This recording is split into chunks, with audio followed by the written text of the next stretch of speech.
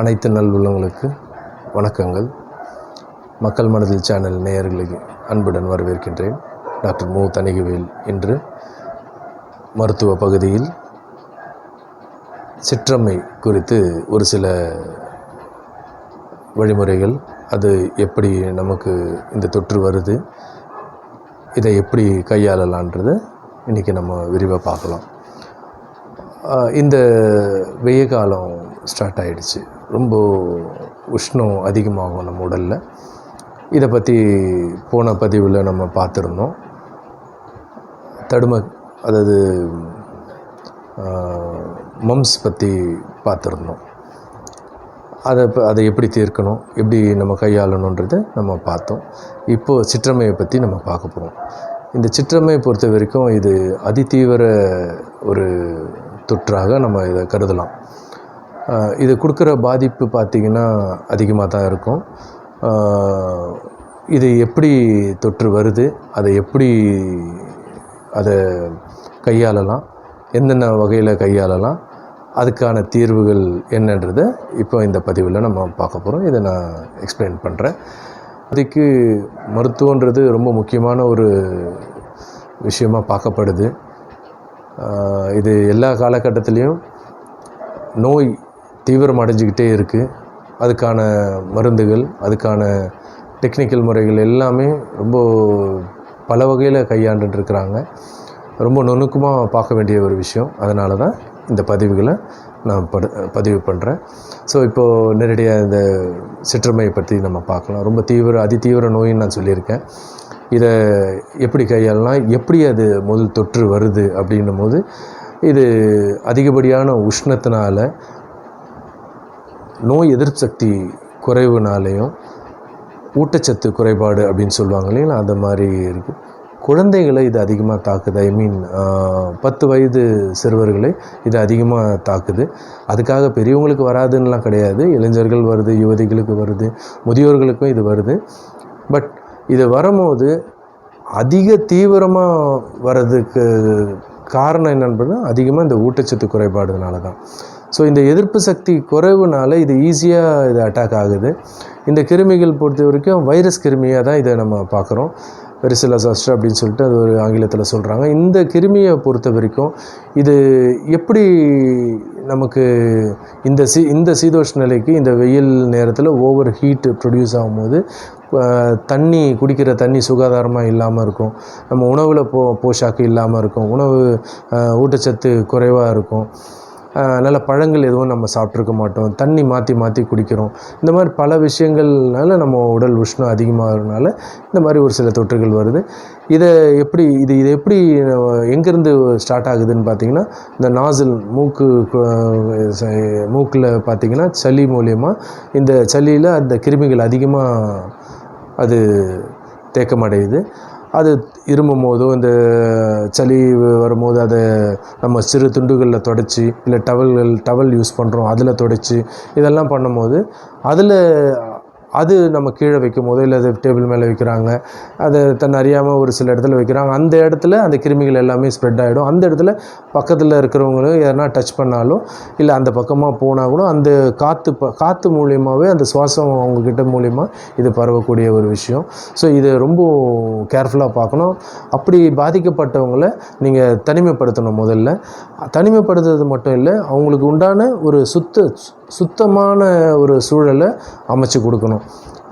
அந்த தரைகளாக இருக்கட்டும், அந்த சுற்றுச்சூழலாக இருக்கட்டும், ரொம்ப சுத்தமான ஒரு சூழலை நீங்கள் அமைச்சு கொடுக்கணும். அதை செய்கிறவங்களும் ரொம்ப சுத்தமாக இருக்கணும். ஏன்னா அவங்களுக்கு அந்த இன்ஃபெக்ஷன் வரத்துக்கு அதிகப்படியான வாய்ப்பு இருக்குது. அதுக்காக அவங்கள தொடாமல் எதுவுமே கவனிக்காமல் இருக்க முடியாது. ஸோ அப்படி இருக்கும்போது நம்மளும் கை காலெலாம் கரெக்டாக கழுவி அதை பாதுகாத்துக்கணும். அந்த மாதிரி ஒரு சூழலில் அவங்களுக்கு தனிமைப்படுத்த ஒன்று கீழே பார்த்திங்கன்னா, அவங்க படுக்கும்போது பெட்லெலாம் படுத்தால் உடம்பு வலியெல்லாம் ஜாஸ்தி இருக்கும். அதனால் அந்த மாதிரி அதில் படுக்க முடியாது. முதல்ல பார்த்திங்கன்னா, அது எப்படி வருது, அந்த அந்த காய்ச்சல் எப்படி ஸ்டார்ட் ஆகுது, எப்படி அந்த கொப்பளங்கள் வருது அப்படின்றத நம்ம பார்த்தோன்னா, அதை நம்ம எப்படி தெரிஞ்சுக்கலாம் அப்படின்னு நம்ம இப்போ சொல்கிறேன். இது முதல்ல பார்த்திங்கன்னா, ஒரு முதல் நாளில் வந்து ஒரு தடிமம் காய்ச்சலாக தான் இது வரும். ஒரு தலைவலி இருக்கும், வாந்தி இருக்கும், மயக்கம் கூட இருக்கும், சோர்வு அதிகமாக இருக்கும். ஸோ இந்த மாதிரி ஒரு விஷயங்கள் வந்து ஒரு நாள் முதல் நாளில் அந்த மாதிரி இருக்கும். இது அந்த இன்குபேஷன் பீரியட்னு சொல்லுவாங்க. இது தொற்றக்கூடிய ஒரு கால நிலைன்னு பார்த்திங்கன்னா 14 நாள்லேருந்து 21 நாளுக்குள்ளே இது தாக்கப்படுது. அந்த நாட்களில் அது வெளியே காமிக்க ஆரம்பிக்குது. அப்படி வெளியே காமிக்க ஆரம்பித்ததில் 1 வாரம் 2 வாரம் வரைக்கும் இதோட தாக்குதல் அதிகமாக இருக்கும். அந்த ஒரு வாரத்துக்கு அப்புறம் 2வது வாரத்துக்குள்ளே அப்படி கொஞ்சம் கொஞ்சமாக அது தானாக குறைஞ்சிரும். அப்படி குறையிறதுக்கு அது குறையணும். அதே சமயத்தில் அதை எப்படி பக்குவமாக கையாண்டு அதை குறைக்கணுன்றதையும் இப்போ நான் சொல்கிறேன். இப்போது அந்த மாதிரி அந்த இன்ஃபெக்ஷன்ஸ் வந்தவங்களை நான் சொன்ன மாதிரி படுக்க வைக்கும் போது ஒரு காட்டன் துணி யூஸ் பண்ணி, வேப்பிலை வந்து இதில் முக்கியமான ஒரு ரோல் ப்ளே பண்ணுது. வேப்பிலை ரொம்ப அதை யூஸ் பண்ணுறதுனால இது சீக்கிரமாக இந்த இன்ஃபெக்ஷன்ஸை குறைக்கிறதுக்கான வாய்ப்புகள் இருக்குது. எப்படின்னா, இப்போ வீட்டில் வெளியிலேயே வேப்பிலையை கட்டி வைப்பாங்க. அப்பயே தெரிஞ்சுக்கலாம் இது வந்து இது தொற்று இருக்குது இந்த வீட்டில் அப்படின்னு சொல்லிட்டு தெரிஞ்சுக்கலாம். பொதுவாகவே எல்லார் வீட்லேயும் அந்த மாதிரி வச்சா ரொம்ப நல்லது. ஏன்னா காற்று வந்து அந்த காற்றுல இருக்க கிருமிகள்லாம் வந்து வேப்பிலை வந்து தடுக்கப்படுது. அது ஆன்டிபயோட்டிக் மாதிரி வேலை செய்யுது. ஸோ அந்த மாதிரி வகையில் இந்த படுக்கையில் அவங்க படுக்க வைக்கிற படுக்கையில் அந்த கொப்பளங்கள் வருது இல்லைங்களா, அது முதல்ல பார்த்திங்கன்னா ஒரு முதல் நாளில் பார்த்திங்கன்னா அதை சொன்னோன்னே ஒரு காய்ச்சல் வரும், உடம்பு வலி. 2வது நாளில் பார்த்திங்கன்னா ஒரு கொப்பளங்கள் ஃபார்ம் ஆகும். அதாவது எப்படின்னா ஒரு வெந்நீர் கொப்பளமாக மாறி அது ஒரு கட்டத்தில் சீழ் கொப்பளமாக மாறத்துக்கு ஆப்ஷன் வருது. அந்த மாதிரி நேரத்தில் வலி அதிகமாகும், அரிப்புகள் அதிகமாகும், எரிச்சல் அதிகமாகும். இந்த மாதிரி நேரத்தில் காய்ச்சலும் அதிகமாகும். முதுகு பகுதியில் அதிகமாக முதல்ல தெரியும். அதுக்கப்புறம் முன்னங்கை, காலில், முகத்தில் எல்லா இடத்துலையுமே ஸ்ப்ரெட் ஆகிடும். இது ஊரல் எடுக்கும்போது நம்ம நைட்டில் அப்படியே அதை சொரிஞ்சிருவாங்க. அப்படி இருக்கும்போது அது அந்த கொப்பளங்கள் உடஞ்சி அதுலேருந்து நீர் வெளியேறி அது மொத்த இடத்துலையுமே அப்படி தான் ஸ்ப்ரெட் ஆகும். அப்படி இருக்கும்போது படுக்கும் போதும் முதுகில் இருக்கும்போது அது உடஞ்சி அழுத்தம் கொடுத்து உடஞ்சி அது அப்படியே ஸ்ப்ரெட் ஆகும். அந்த ஸ்ப்ரெட்டு தான் எல்லாருக்கும் அது பரவறதுக்கான ஆப்ஷனை கொடுக்குது. ஸோ அந்த மாதிரி பரவறது தடுக்கிறது தான் அந்த வேப்பிலையை படுக்கையில் போட்டுட்டோன்னா காம்பெல்லாம் கிள்ளிடணும். அப்படியே கிளையோடு வச்சிடக்கூடாது. அந்த காம்புகள்லாம் அது கூட குத்தி எதுக்கு காம்புகள்லாம் எடுத்துடணுன்னா அது கொப்பளங்களில் அழுத்தம் கொடுத்து குத்தி அது நீர் வெளியே வர வச்சிரும். அதனால் வெறும் இலைகளை நம்ம பறித்து அந்த இடத்துல படுக்கையில் போட்டோன்னா அது அவங்களுக்கு நல்ல குளுமையான ஒரு சூழலையும் கொடுக்கும். ஆன்டிபயோட்டிக்காகவும் அது பயன்படும். அந்த கொப்பளங்கள் நீர் வெளியே வந்தாலும் அது வந்து கண்ட்ரோல் பண்ணிடும். ஒரு ஆன்டிபயோட்டிக்காக அது செயல்பட்டு அது குறைச்சிரும். ஸோ இதெல்லாம் வந்து நேச்சராகவே அது வந்து அது குறைச்சிடலாம். ஜுரம் இருக்கும்போது, அது காய்ச்சல் இருக்கும்போது ஒரு பேராசிட்டமாலோ மாத்திரைகள் கொடுக்கலாம். நமிச்சல் இருக்கும்போது ஒரு ஆன்டிஹிஸ்டமின் மாத்திரைகளோ, இது ஒரு சிட்ரிசன் போல் அலர்ஜி குறைக்கக்கூடிய மாத்திரைகளை அந்த டைம் உடனே குறைக்கிறதுக்கு அதை யூஸ் பண்ணலாம். தேவைப்பட்டால் அதை யூஸ் பண்ணலாம். சரி, உணவு முறைகள் அப்படின்னு பார்க்கும்போது அவங்களுக்கு நீர் வழியாக, அதாவது நீர் உணவுகளாக கொடுக்கலாம். ஒரு கஞ்சி மாதிரியோ, இல்லை கோதுமை கஞ்சி, அரிசி கஞ்சி மாதிரியோ,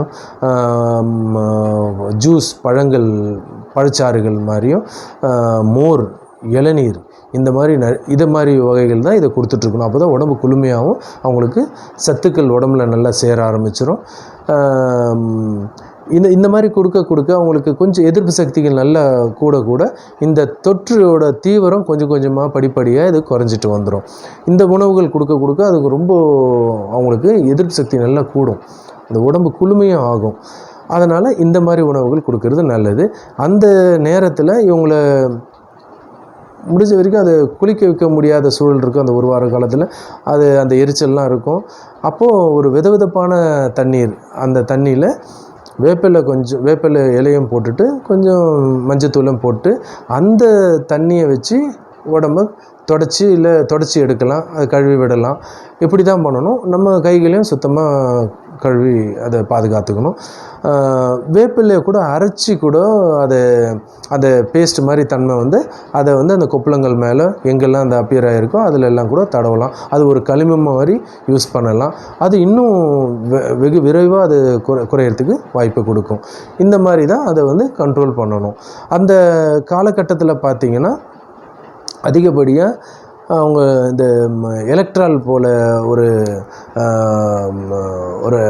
எலக்ட்ரோலைட்டை சேரும். அது நீர் சத்து கொஞ்சம் உடம்புக்கு கொடுக்கலாம். அந்த நேரம் அது எப்படி நீங்கள் இளநீர், மோர் இதெல்லாம் கொடுக்குறீங்களோ அந்த மாதிரி எலக்ட்ராலும் கொடுக்கலாம். மோரெல்லாம் செய்யும் போதும் ஜூஸ் செய்யும் போதும் நல்லா கொதிக்க வச்சு ஆறின தண்ணியில் இதை செய்கிறது ரொம்ப ரொம்ப நல்லது. பொதுவாக தண்ணி அவங்கள குடிக்க வைக்கணுன்னா வெதுவெதுப்பான தண்ணி குடிக்க வச்சா ரொம்ப நல்லது. அதுவும் நல்லா காய்ச்சி அந்த வெதுவெதுப்பு தன்மையில் குடித்தா அது ரொம்ப ரொம்ப நல்லது. அது அவங்களுக்கு மட்டும் இல்லை, எல்லாருக்கும் பொதுவாக நல்லது. எல்லா காலகட்டத்துக்கும் இது நல்லது. இது எல்லா தொற்றுகளுக்கும் தண்ணி தான் முக்கியமான ஒரு விஷயத்தை செய்யுது. அதாவது அந்த குடிக்கிற தண்ணி மூலிமா தான் பல பிரச்சனைகள் பரவுது. ஸோ அதை நல்லா கொதிக்க வச்சு ஆற வச்சு எடுத்தோம்னா பல தொற்றுகள்லேருந்து நம்ம மீண்டு வந்துடலாம். குடல் ரீதியான பாதிப்புகள் அதிகப்படியாக இது வந்து சரி செய்யுது. நல்லா கொதிக்க வச்சு ஆறின தண்ணி இதுக்கு மட்டும் இல்லை, பொதுவாக எல்லா விஷயத்துக்குமே இது நல்லது. இது ஒரு குறிப்பாகவே நீங்கள் எடுத்துக்கலாம். இதை பின்பற்றினா உங்களுக்கு இந்த மாதிரி ஒரு பிரச்சனைகள்லேருந்து சுலபமாக மீண்டு வரலாம். ஸோ இந்த மாதிரி நேரத்தில் நான் இதை எப்படிலாம் அதை குறைக்கணும்னு நான் சொல்லியிருக்கிறேன். உடம்பு வலி வரும்போது, ஜுரம் இருக்கும்போது, ஒரு காய்ச்சல் இருக்கும்போது பேராசிட்டமால் கொடுத்துக்கலான்னு சொல்லியிருக்கேன். உடம்பு தேவைப்படும் போது அந்த வலி குறைக்கிறதுக்கு நம்ம அந்த நேரத்துக்கு இதை கொடுக்கலாம். அதை கொடுக்காமலாம் இப்போது ஆங்கில மருத்துவத்தில் வைரஸ் கிருமிகளை குறைக்கிறதுக்கு ஏசைக்ளோவிர் மாத்திரைகள் போல் நிறைய வந்துச்சு. அவங்கவுங்க தீவிரத்துக்கு அதாவது அவங்கவுங்க வயதுக்கு ஏற்ற மாதிரி, வெயிட்டுக்கு ஏற்ற மாதிரி ஒரு மில்லிகிராம் அளவில் காலை மாலைன்ற மாதிரி கொடுக்கலாம். அப்படியும் அது ரொம்ப தீவிரமாக இருக்கிறத நம்ம அப்படியும் அதை சரி பண்ணலாம். நேச்சராகவே இது சரி பண்ணுறதுக்கு வாய்ப்பு இருக்கும். ஆனால் இது வந்து தாக்கும் போது பார்த்திங்கன்னா இதோட பின்விளைவுகள் வந்து நிறைய இருக்குது. இது சிவியராக பாதிக்கும், நிறைய பிரச்சனைகளை கொடுக்கும். எப்படின்னு பார்த்திங்கன்னா நிமோனியா அப்படின்ற ஒரு நுரையீரலில் நிமோனியான்ற ஒரு பிரச்சனையை இது உருவாக்கும். அது மட்டும் இல்லாமல் குழந்தைகளுக்கு பார்த்திங்கன்னா மூளை காய்ச்சல் அப்படின்ற ஒரு விஷயம், மெனின்கைட்டிஸ் அப்படின்ற அந்த ஒரு கான்செப்டையும் இது வர வைக்கிது. மன்னிக்கணும், என்செஃபலைட்டிஸ் அப்படின்னு சொல்லிட்டு சொல்லுவாங்க. மூளை உறை காய்ச்சல் அப்படின்னு சொல்லிட்டு சொல்லுவாங்க. அந்த மாதிரி ஒரு விஷயத்தை செய்யும். அது மட்டும் இல்லாமல் அது நிமோனியாவை கொடுக்குதுன்னு சொல்லியிருக்கிறேன். ஆர்த்தரைட்டிஸ், அதாவது எலும்புகள்லேயும் சீழ் அழற்சி கொடுக்கறதுக்கு வாய்ப்பு இருக்குது. கிட்னியை கூட பாதிக்கிறதுக்கான அதிகப்படியான வாய்ப்பு இருக்குது. பெரியவங்களுக்கு பார்த்தீங்கன்னா மயோகார்டியாட்டிஸ் சொல்லுவாங்க, அதாவது இருதய தசை அழற்சி அப்படின்னு கூட சொல்லுவாங்க. இந்த மாதிரி பாதிப்புகள் வருது. இவங்களுக்கு பார்க்க போனால் அந்த கர்ப்பிணி பெண்களுக்கு வந்ததுன்னா அவங்களுக்கு குழந்தை வந்து கர்ப்பப்பையிலேயே அந்த தொற்று இருக்கும், கொப்பளங்கள் வந்திருக்கும். அந்த கிருமிகள் பார்த்திங்கன்னா குழந்தையை பாதிக்கும். அது பிறவிலே ஊனமாக ஆகிறதுக்கு கூட இந்த வாய்ப்புகளை கொடுக்குது. ஸோ இந்த மாதிரி ஒரு தீவிரமான பிரச்சனைலாம் இது வழியாக கொடுக்கறதுக்கு இருக்குது. ஸோ அதை நம்ம பக்குவமாக கையாளணுன்றது தான் இப்போ நான் சொல்லக்கூடியது. ஸோ இதை வந்து ஒரு கட்டத்தில் பார்த்திங்கன்னா இது ஒரு அதாவது நச்சு குருதி நோயின்னு சொல்லுவாங்க, செப்டிசீமியா அப்படின்ற மாதிரி ஒரு சில அந்த மாதிரியெல்லாம் கூட இது வருது. இதனால் பாதிக்கும். ஆனால் ஒரே ஒரு ஆறுதல் என்ன அப்படின்னு நம்ம பார்த்தோன்னா, இது எல்லாருக்கும் அந்த மாதிரி பாதிப்பை கொடுக்காது. யாருக்கு ஊட்டச்சத்து குறைபாடு இருக்கோ, அதாவது சுய தூய்மை இல்லாதவங்க, சுற்றுப்புற சூழலில் தூய்மையாக பார்த்துக்காதவங்க, அதிகப்படியாக குழந்தைங்களுக்கு ஸ்டீராய்டு இப்போல்லாம் வந்து எதுக்கு எடுத்தாலும் வந்து உடனே குறையணும், உடனே சரியாயிடணும், நாளைக்கே எல்லாமே சரியாயிடணும்னு நினச்சி ரொம்ப பவரான மருந்துகளை பயன்படுத்துகிறாங்க. அதுக்கு மக்களும் தான் அதுக்கு காரணம். உடனே சரியாகணுன்றதுனால மருத்துவர்களும் வேறு வழி இல்லாமல் இந்த ஒரு சில ஸ்டீராய்டு மருந்துகள் எல்லாம் கொடுப்பாங்க. அந்த ஸ்டீராய்டு அடிக்கடிக்கு எடுக்கிறவங்களுக்கு இந்த மாதிரி தொற்று வந்துச்சுன்னா அதி தீவிரமாக அவங்களுக்கு இந்த பாதிப்புகளை கொடுக்குது. பொதுவாக மற்ற எல்லாருக்கும் இதுலேருந்து இந்த பாதிப்பு இல்லாதவங்களுக்கு, அதாவது இந்த ஊட்டச்சத்து ஓரளவுக்கு நல்லாயிருக்கும், அவங்களுக்கெல்லாம் இந்த பாதிப்பு கொடுக்காதுன்றது தான் ஒரு சின்ன ஆறுதல் நமக்கு. ஆனால் இதனால் வரக்கூடிய பாதிப்புகள் ஒரு சிலதை நம்ம தடுக்கிறதுக்கு எவ்வளோ வாய்ப்புகள் இருக்குது. அதை நம்ம கரெக்டாக நான் சொன்ன மாதிரி பயன்படுத்திக்கோங்க. இதுக்கு சிகிச்சை முறை அப்படின்னு பார்க்கும்போது சொன்ன மாதிரி வேப்பிலை இதெல்லாம் வச்சு நம்ம அதை ஒரு வெளிப்புற தடவுறதுக்கு இது வேப்பிலை ஒரு நல்லா அரைச்சி ஒரு பேஸ்ட் மாதிரி தன்மையில் நம்ம அதை பூசலாம். உள்ளுக்கு நீங்கள் வேறு எதுவும் பெருசாக நம்ம மருந்துகள் எதுவுமே இது பண்ண வேணாம். உணவுலேயே அதை சரி பண்ணலாம். உடம்பு குளுமையாக்கணும்னா தானாகவே அது கொஞ்சம் கொஞ்சமாக 2வது வாரத்துக்குள்ளே அது கண்ட்ரோலில் வந்துடும். ஸோ அதனால் மிகப்பெரிய பாதிப்பை நம்ம சுலபமாக தவிர்த்துடலாம். இது 2 வாரம் காலகட்டத்தில் இது தானாகவே குறைஞ்சிரும். அந்த சதைகள் அது ஸ்கின்னில் பார்த்திங்கன்னா இந்த செல்லுலைட்டிஸ்ன்னு சொல்லிடுவாங்க. அதாவது ரொம்ப ஆழமாக அந்த கொப்பளங்கள்லாம் உடைஞ்சி அது குழி மாதிரி வந்துடும் அது தோலில். அதெல்லாம் மறையிறதுக்கு கொஞ்சம் ஒரு வருஷ காலம் ஆகும். அவங்க அதை பாதுகாக்கிற முறையில் அதை பேஸ் பண்ணி எதிர்ப்பு சக்தியை பேஸ் பண்ணி இது சீக்கிரமாக கண்ட்ரோலில் வரும். ஸோ இந்தந்த வழிமுறைகளை பின்பற்றி இந்த சிற்றம்மை, அதாவது சிக்கன் பாக்ஸ் அப்படின்னு நம்ம ஆங்கிலத்தில் சொல்கிறோம், இதை நம்ம சரி பண்ணிக்கலாம். இதை ரொம்ப பயப்பட வேணாம். அதே சமயத்தில் அலட்சியமாகவும் இதை விட்டுறக்கூடாது. இது இந்த பதிவில் நான் முக்கியமாக சொல்கிறதுக்கு கடமைப்பட்டிருக்கேன். எல்லாருக்கும் இதை பொறுமையாக கவனித்ததுக்கு மிக்க நன்றி. இப்போ இந்த பதிவோடு நான் அடுத்து வர பதிவில் நான் ஒரு சில தொற்றுகள் பற்றி நான் இதை பற்றின ஒரு உரையாடல் நான் சொல்கிறேன். அதை நீங்கள் பயன்படுத்திக்கங்க. நன்றி, வணக்கம்.